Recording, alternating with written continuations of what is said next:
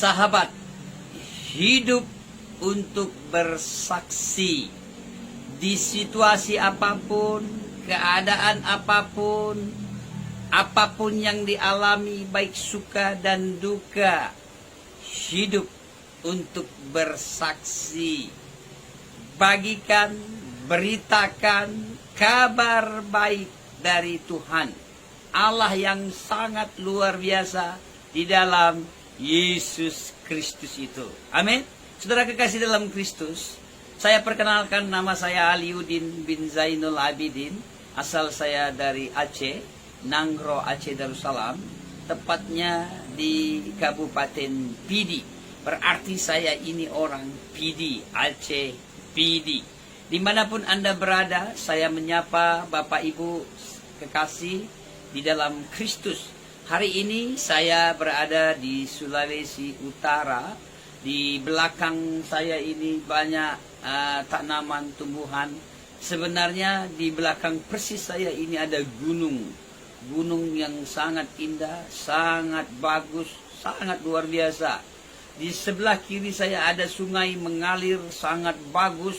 Mungkin Bapak Ibu mendengarkan suara gemuruh sedikit. Mungkin itulah sungai yang mengalir, air jernih. Ini menunjukkan di wilayah Sulawesi Utara ini sangat subur, sangat indah. Sekali lagi saya menyapa saudara, hidup untuk bersaksi.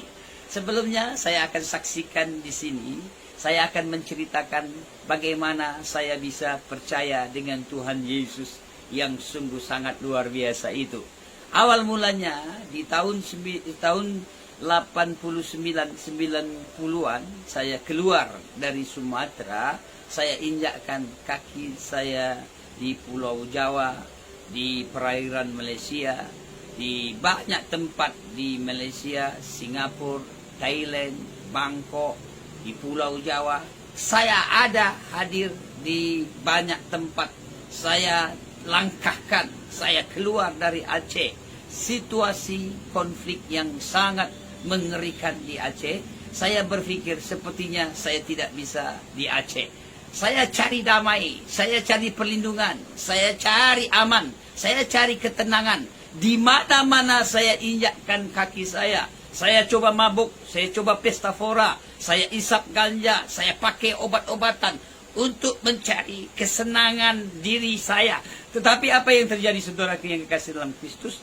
Saya cari kemana-mana, saya lakukan apa saja untuk menenangkan hati saya. Saya masuk ke masjid, saya sholat, saya beribadah, saya mengaji. Saya lakukan apa saja untuk menenangkan diri saya. Saya cari damai, saya cari perlindungan, saya cari aman kemana-mana. Tidak pernah saya dapati. Tetapi begitu saya percaya dengan Yesus itu, saya dapatkan aman, saya dapatkan perlindungan, saya dapatkan ketenangan, saya dapatkan kasih itu hanya di dalam Yesus itu. Pertanyaannya, saudara kekasih dalam Kristus, bagaimana saya bisa percaya dengan Tuhan Yesus itu?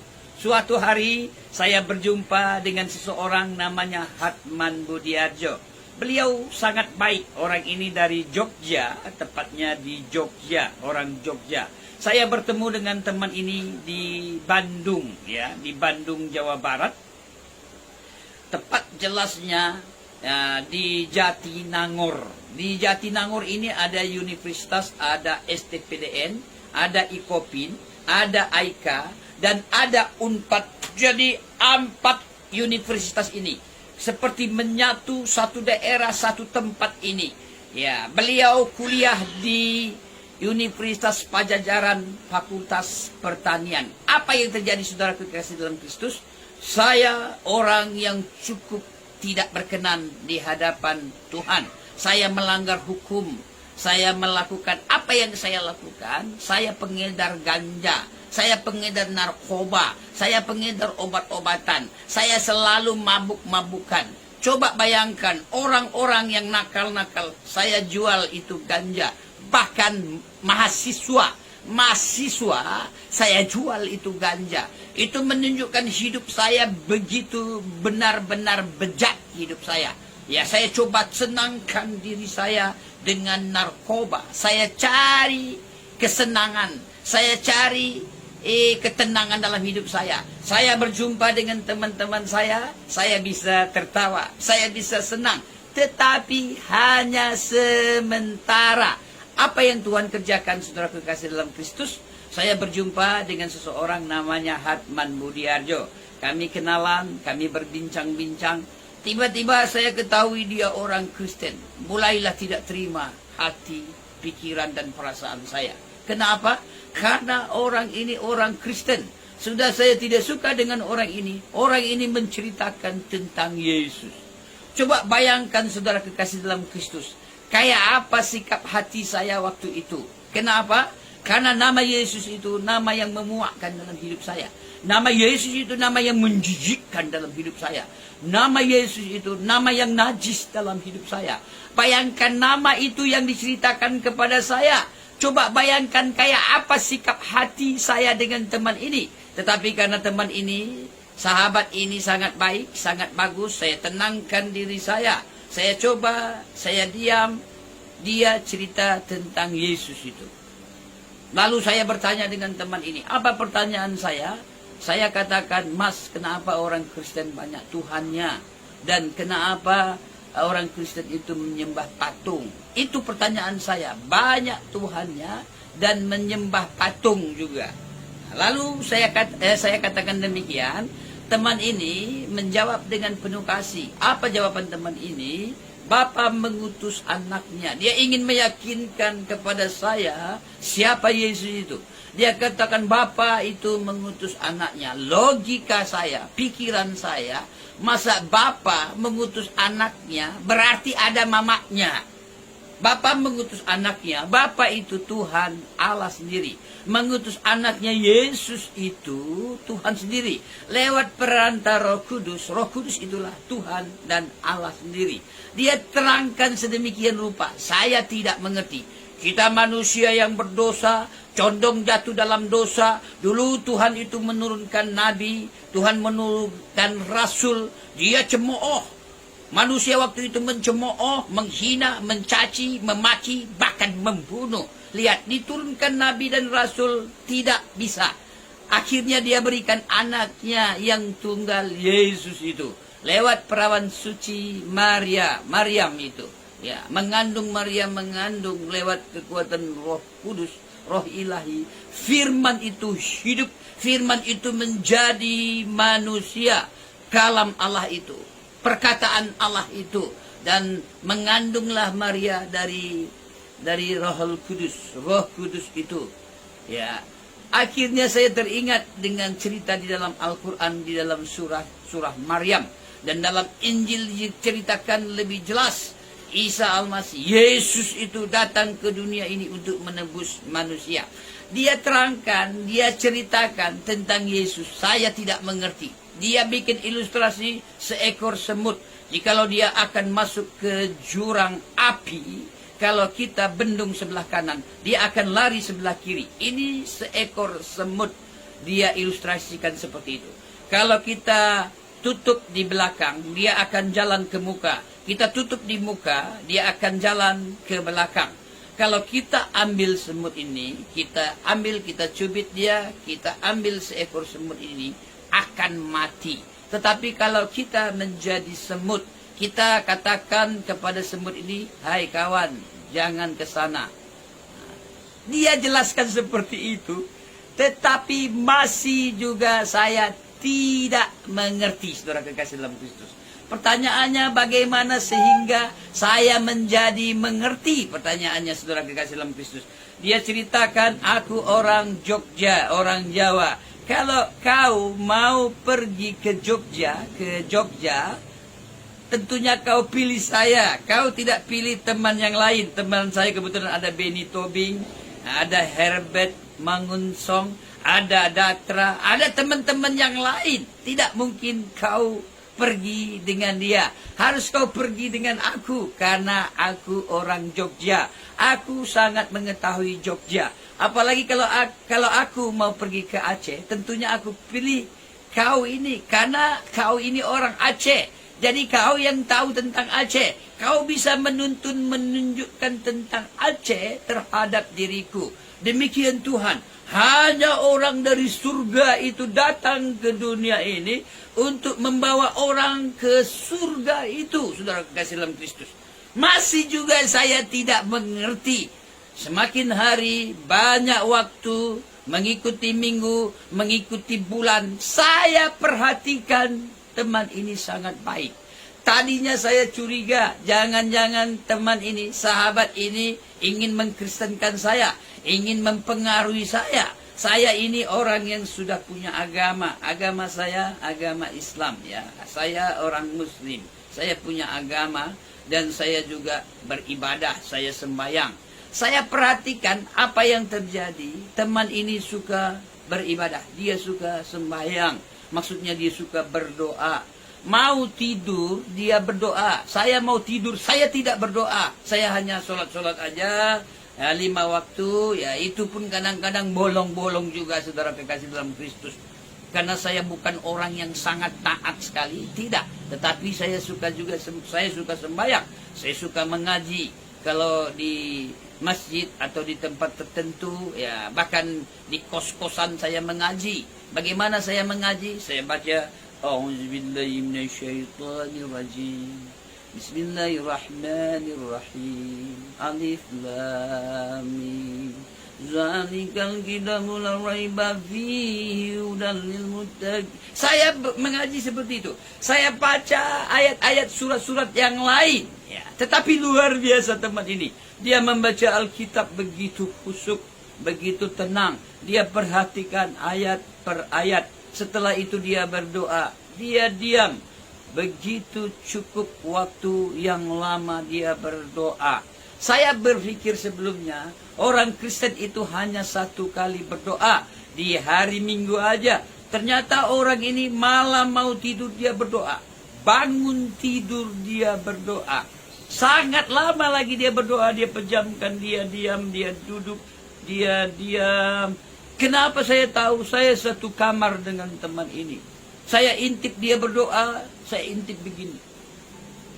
Dalam hati saya, bodoh sekali kau orang kafir. Dia petik gitar suaranya fals lagi. Dan dia nyanyikan lagu, tetapi lagunya saya menyentuh hati saya. Menarik sekali lagunya. Apa yang dinyanyikan? Apa yang dilakukan oleh teman ini? Dia katakan, masa mudaku, masa yang terindah, masa Tuhan memanggilku. Itu kalimat lagu-lagunya. Masa mudaku, masa yang ku kenang, ku tinggalkan semua dosa-dosaku. La la la la la la la la la la la la la la la. Luar biasa teman ini, dia katakan, masa mudaku, masa yang ku kenang, ku tinggalkan dosa-dosaku. La la la la la la la la la la la. Saya setiap hari bergumul dengan dosa. Saya setiap hari terintimidasi dengan dosa. Dan saya selalu berbuat dosa. Dan condong terus saya berbuat dosa. Setiap hari saya terintimidasi. Setiap hari saya tertuduh dengan dosa. Makanya saya banyak sekali saya katakan dengan Tuhan, ihdinas siratal mustaqim, siratal ladzina an'amta 'alaihim ghairil maghdubi 'alaihim waladdallin. Artinya, tunjukilah aku ke jalan yang lurus, jalan yang diridhai oleh Engkau ya Allah. Tunjukilah aku ke jalan yang lurus. Setiap hari saya tertutup, saya terintimidasi dalam diri saya berdosa. Apa yang terjadi, saudaraku yang kasih dalam Kristus? Semakin hari, semakin banyak waktu saya dengan teman ini. Saya perhatikan karakternya, saya perhatikan hidupnya. Dia sangat baik. Tadinya saya salah menilai. Saya berpikir jangan-jangan orang ini ingin mengkristenkan saya. Jangan-jangan orang ini ingin mempengaruhi saya. Belum pernah orang ini ajak saya, ayo Aliuddin kita ke gereja. Tidak. Tetapi hidupnya dia contohkan. Teladan hidup. Baik, ramah, tulus, tanpa pamrih. Setiap hari saya lihat orang ini sangat-sangat baik. Bagaimana dia bersikap, berperilaku dengan teman-teman saya. Teman saya cukup nakal. Teman saya banyak yang tidak benar. Betul-betul tidak benar. Hidupnya tidak benar. Tapi dia sangat baik dengan teman saya. Saya berpikir dengan saya aja dia baik. Saya perhatikan dengan teman saya yang tidak benar. Hidup tidak benar. Kenapa saya tahu tidak benar? Karena saya melihat. Mata saya melihat kehidupan teman-teman saya. Dan saya sendiri tidak benar. Banyak kejahatan yang saya lakukan dan teman-teman saya lakukan. Inilah hidup masa lalu saya pada waktu itu. Dan bagaimana teman ini menyikapi, ada tetangga, ada ibu-ibu, dia sangat ramah, dia sangat baik. Barulah saya ketahui orang ini orang baik. Orang ini orang benar. Saya suka orang ini. Saya senang orang ini karena tingkah laku dan perbuatannya. Apa yang dikatakannya, apa yang dikatakannya dan apa yang diperbuatnya sama. Orang ini benar-benar baik. Saya berpikir tidak ada orang lagi baik di dunia ini. Karena saya hidup penuh dengan kekerasan, saya hidup dengan kekonyolan, ya. Apalagi situasi di Aceh, ya. Saya hidup di Aceh, saya juga bergaul dengan saudara-saudara, teman-teman saya. Saya juga lama di kota Medan, saya hidup di kota Medan yang keras. Dan saya hidup di Jakarta yang sangat luar biasa. Tetapi waktu saya di Bandung, saya berjumpa dengan seorang Hatman ini. Saya lihat ternyata ada orang baik di dunia ini. Benar saya rasakan. Dia mengasihi saya, dia peduli dengan saya, dia betul-betul bersahabat dengan saya. Sebelumnya saya tidak kenal orang ini, tetapi waktu saya datangi, saya kunjungi, dia izinkan saya nginap di kamar kos-kosannya. Karena dia baik, karena dia ramah, saya manfaatkan kebaikan teman Hatman Budiarjo ini. Saya manfaatkan. Coba begitu liciknya diri saya ini. Saya manfaatkan. Tetapi lihat banyak waktu saya perhatikan, ya, hidup saya sama teman ini. Dia berdoa, dia sungguh-sungguh dengan Tuhan. Inilah kehidupan yang mempermalukan diri saya. Saya berpikir saya orang baik, saya orang ramah, saya orang yang punya agama, saya orang yang lebih benar daripada orang ini. Ternyata begitu diperhadapkan dengan teman ini, saya tidak ada apa-apanya. Sedikit pun saya tidak ada apa-apanya. Ternyata orang ini betul-betul sangat baik, sangat ramah. Lalu saya bertanyalah dengan Tuhan. Apa pertanyaan saya dengan Tuhan? Dalam hati nurani saya bilang begini dengan Tuhan. Ya Allah, ya Rabbi, kenapa kau jumpakan aku dengan teman ini? Aku suka dia. Kenapa? Karena dia ramah, karena dia baik. Aku senang dia. Saya berargumentasi dengan Tuhan itu. Dan saya katakan dengan Tuhan seperti ini. Ya Allah, ya Rabbi, kasihan sekali teman ini. Kenapa? Karena dia akan masuk ke dalam api neraka jahanam. Saya katakan kasihan teman ini. Padahal sebenarnya teman inilah yang kasihan kepada saya.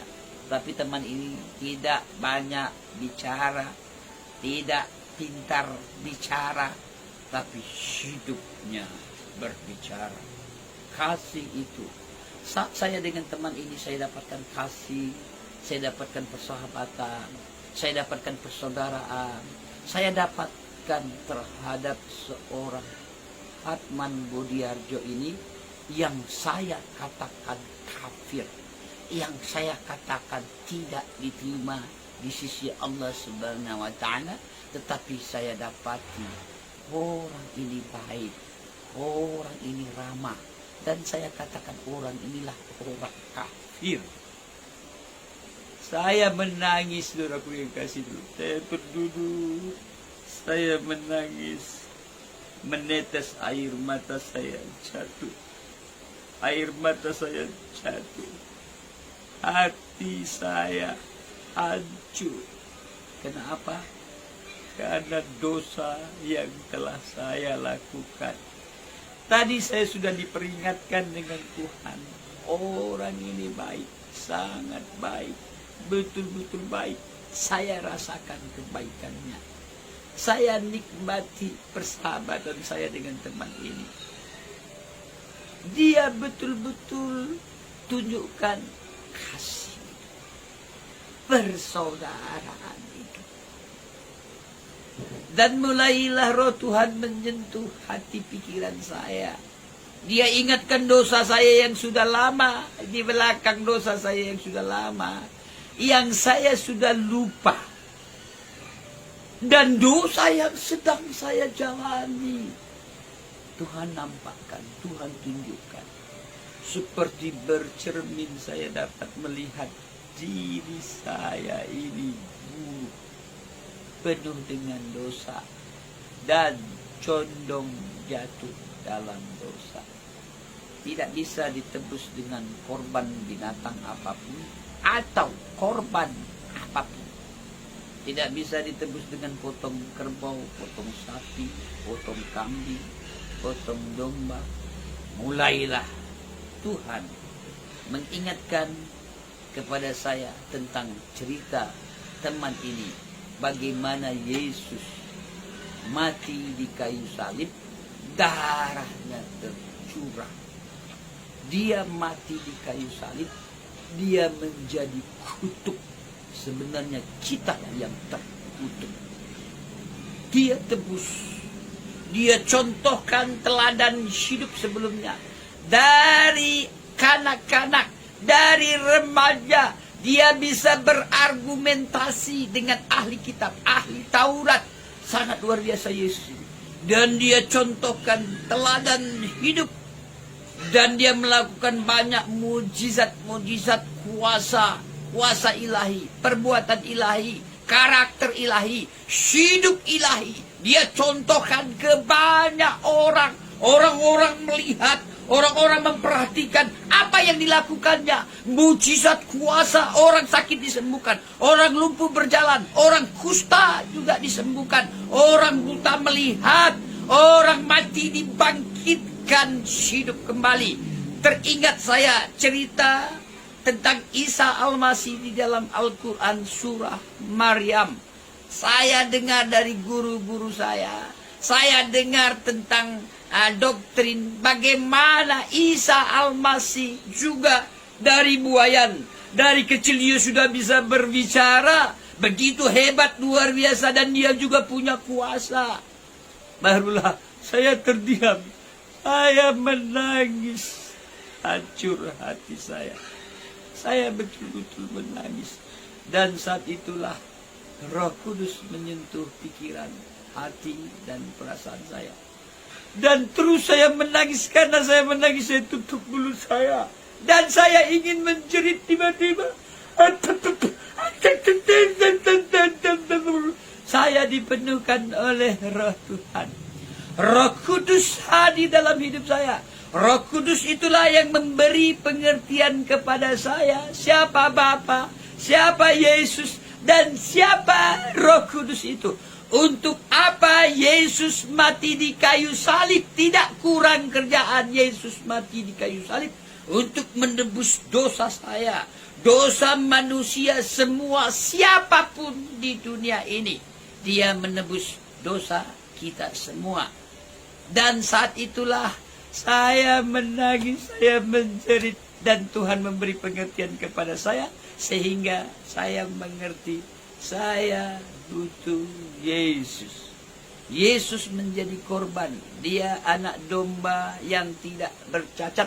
Dia tidak bersalah. Dia tidak melakukan dosa. Sedikit pun dosa dia tidak lakukan. dia melakukan yang benar, dia melakukan apa yang benar di hadapan Tuhan. Tetapi lihat, orang pada waktu itu mencaci, menghina, menghujat, mengolok, memukul, mencambuk, bahkan mentusuk dengan tombak, dan dia mati di kayu salib. Dia sudah katakan nanti dia akan mati dan dia akan bangkit.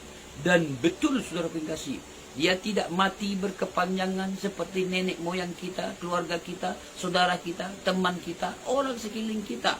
Mati, terurai, dimakan cacing dan tanah, tinggal tulang-tulang. Tetapi dia bangkit bulat-bulat, dia hidup, dia contohkan kepada orang lain. Dia tunjukkan, maksud saya, dia tunjukkan dia tangan yang berlubang ditusuk. Dia tunjukkan kepada banyak orang, ratusan orang. Inilah membuktikan dia hidup dan dia bangkit, dia naik ke surga.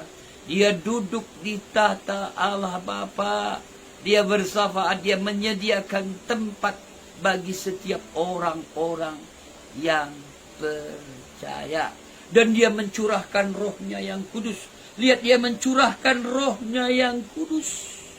Berkelipat kali ganda. Makanya tidak heran begitu banyak sekarang orang-orang yang percaya dengan Tuhan Yesus itu. Lewat kekuatan rohnya yang kudus.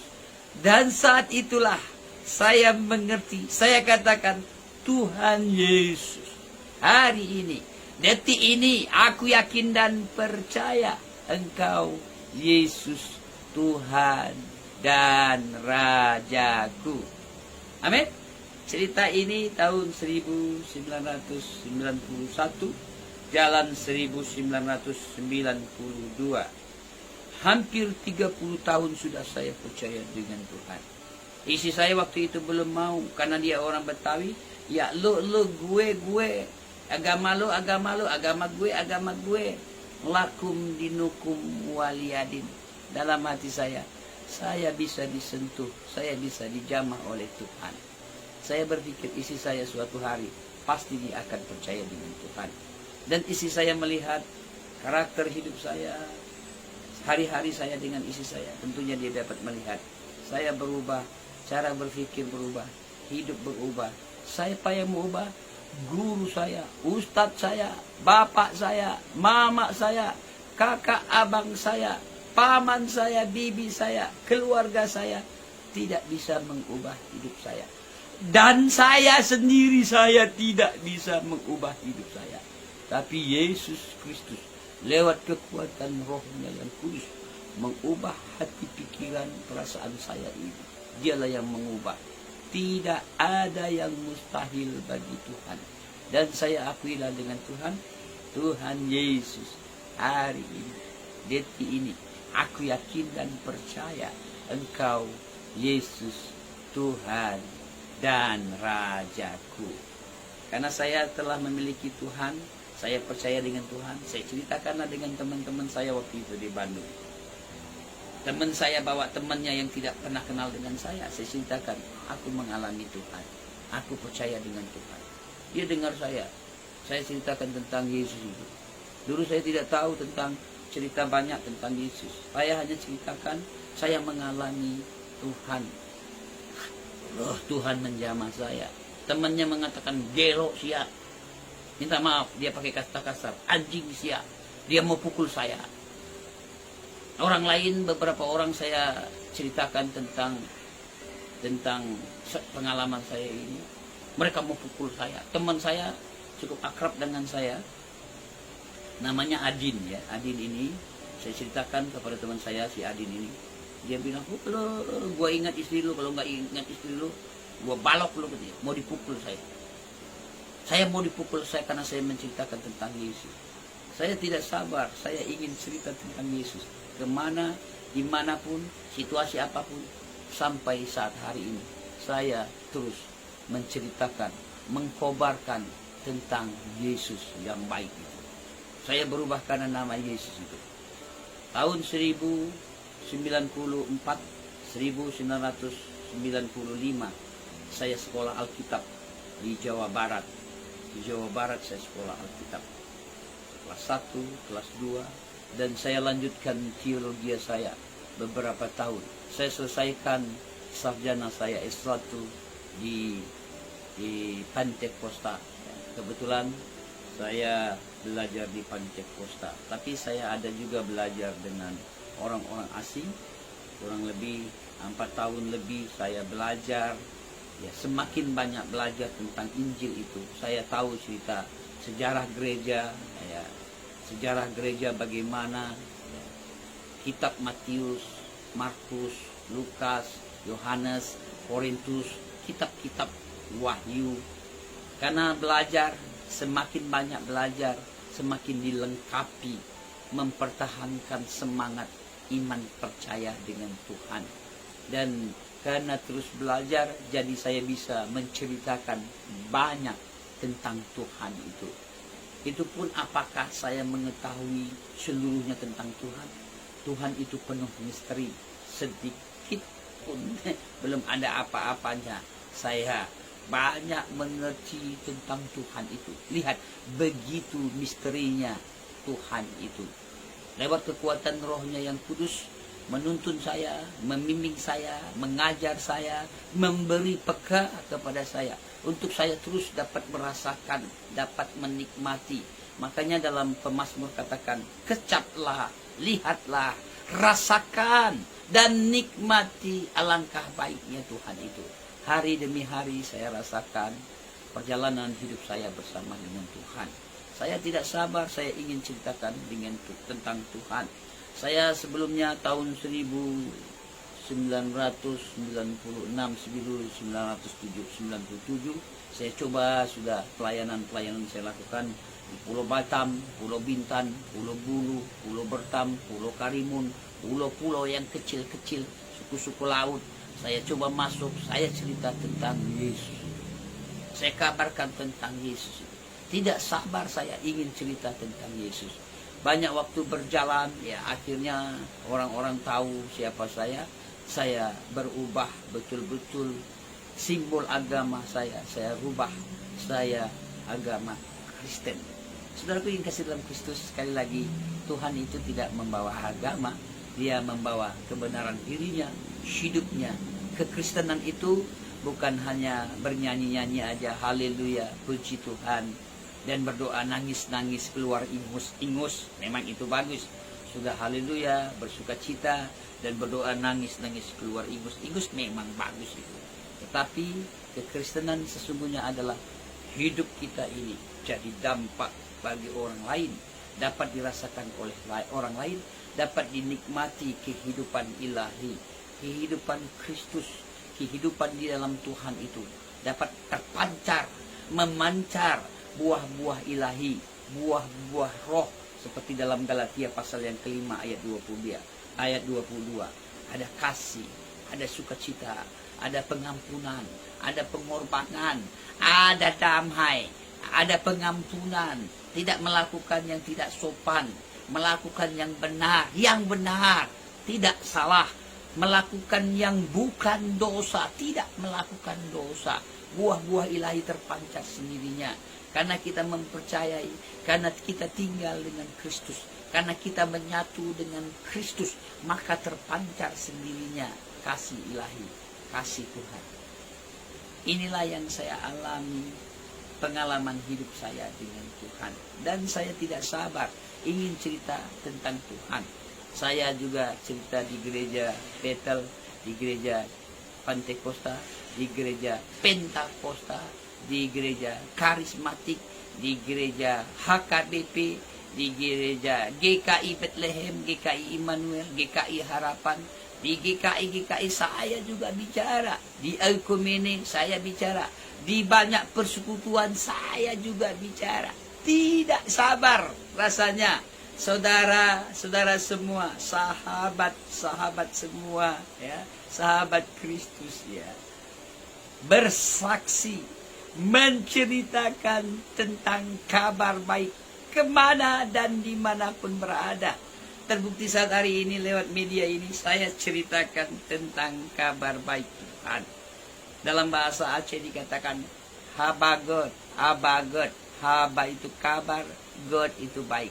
kabar baik diberitakan kemana dan dimanapun kita berada. Saya menceritakan hampir seluruh Indonesia, dari Sabang sampai Merauke. Merauke saya sudah injakkan.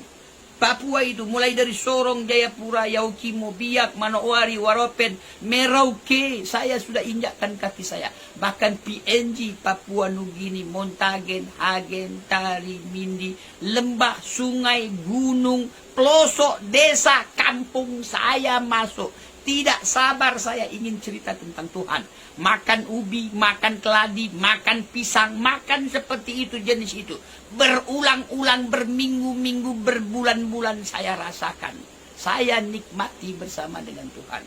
Makan papeda, sagu, diaduk-aduk dengan air panas, saya makan.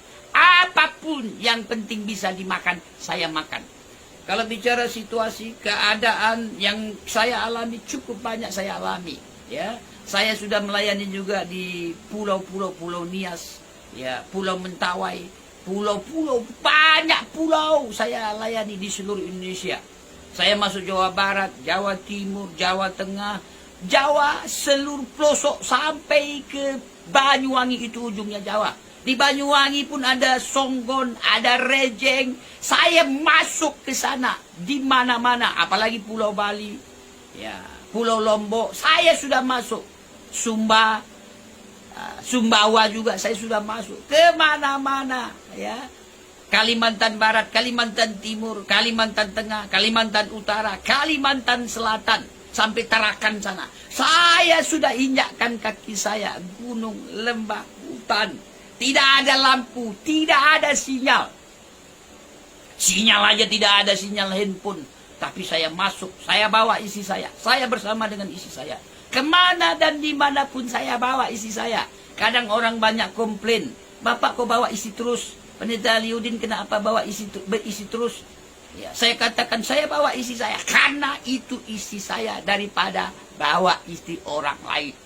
Kemana-mana saya injakkan kaki saya. Sulawesi Utara, Sulawesi Tengah, saya masuk Sulawesi. Saya masuk ke Sangir, Siau, Tagulandang, Tahuna, Talaut, ujungnya saya masuk. Manila, Filipina juga saya sudah masuk.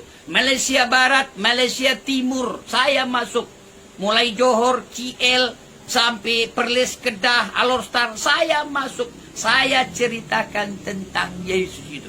Saya masuk Malaysia Timur, mulai dari Kuching, Sarawak, Sabah, ya, Bintulu, Sibu, desa, kampung, sungai, aliran sungai. Saya masuki, saya cerita tentang Yesus itu. Kemana dan dimanapun saya berada. Ya, banyak negeri-negeri lain, bahasa negara lain. Saya juga masuk di Singapura. Ya, saya sudah keliling ke banyak tempat yang susah saya sebutkan lewat media ini. Situasi sulit, keadaan sulit, situasi apapun bagi saya beriman dengan Yesus. Saya percaya dengan Yesus. Bagi saya sekarang, sekali Yesus, tetap Yesus sampai selama-lamanya. Tidak sabar saya ingin ceritakan tentang Yesus itu. Demikianlah kesaksian saya hari ini. Bapak, Ibu, Saudara, kekasih dimanapun Anda berada, yang mempercayai Yesus Tuhan dalam hidup Anda, bagikan cerita tentang Yesus itu. Sekali Yesus, tetap Yesus, sampai selama-lamanya. Ya, percayalah dengan Tuhan, bagikan kebenaran ilahi itu, kabarkan kabar sukacita itu ke banyak orang, kemanapun, dimanapun, situasi apapun. Saat hari ini COVID-19 membatasi banyak pemberitaan tentang firman Tuhan. Lewat media HP ini, kita juga masih bisa bicara tentang Tuhan. Amin. Mari kita berdoa. Bapa di surga, dalam nama Yesus, terima kasih Engkau Tuhan baik. Engkau Tuhan yang ada dalam hidup kami, yang selalu menjaga kami, melindungi kami. Terbukti sampai saat hari ini, lewat media telepon ini, Engkau masih memperhatikan kami, Engkau menjaga kami. Sementara banyak orang-orang yang sudah dipanggil oleh Engkau Tuhan. Bahkan ada orang di rumah sakit, mereka penuh dengan kesakitan. Mereka menunggu dengan kesakitan mereka. Bahkan ada di antara mereka yang menunggu ajal kematian mereka. Tetapi Engkau masih menjaga kami, melindungi kami, memberkati kami. Kami dapat melihat sanak famili keluarga kami, anak-anak kami, kerabat kami. Kami penuh sukacita. Kami dalam perlindungan Engkau Tuhan. Bahkan kami kuat, kami sehat di suasana COVID Corona ini. Berkati semua kami yang mendengarkan media handphone ini, kesaksian hamba-Mu ini Tuhan. Berkati mereka semua, siapapun, Bapak, Ibu, Saudara, kekasih yang telah mendengar kesaksian hamba-Mu ini, yang susah dihibur, yang putus asa dibuka jalan, yang gundah gulana, Engkaulah jawaban. Terima kasih ya Bapa, sungguh kami sangat mengucap syukur. Di dalam nama anak-Mu Yesus Kristus, kami berdoa dan mengucap syukur. Haleluya. Amin. Terima kasih saudara kekasih dalam Kristus. Mari sahabat kekasih dimanapun Anda berada, beritakan, kabarkan Injil kebenaran itu, sukacita itu. Terima kasih. Tuhan Yesus memberkati. Amin.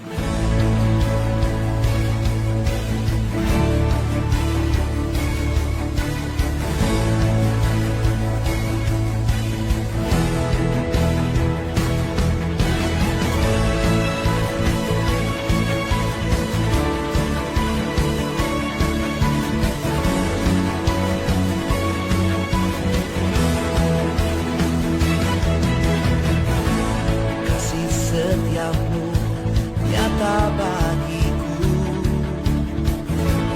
hikmat kebajikan tersedia bagiku. Sebab Tuhan sanggup limpahkan segalanya, dan anugerahnya sangat besar bagiku. Aku diberkati, aku dilimpahi, karena Tuhan sanggup untuk menyediakan. Aku diberkati, aku dilimpahi atas sempurna anugerah Tuhan bagiku.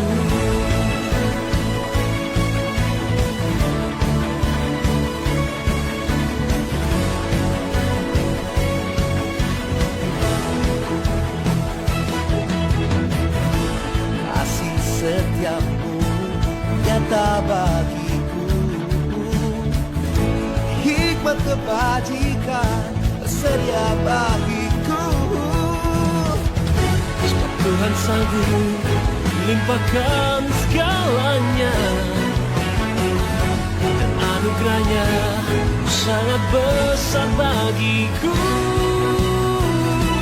Aku diberkati, karena Tuhan sanggup untuk menyediakan. Aku diberkati, aku dilimpahi atas sempurna anugerah Tuhan bagiku.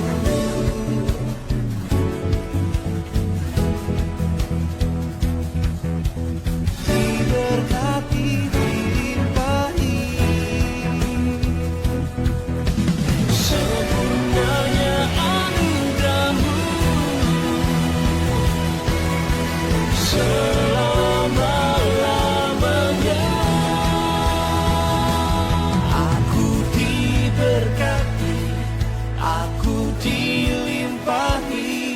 karena Tuhan sanggup untuk menyediakan.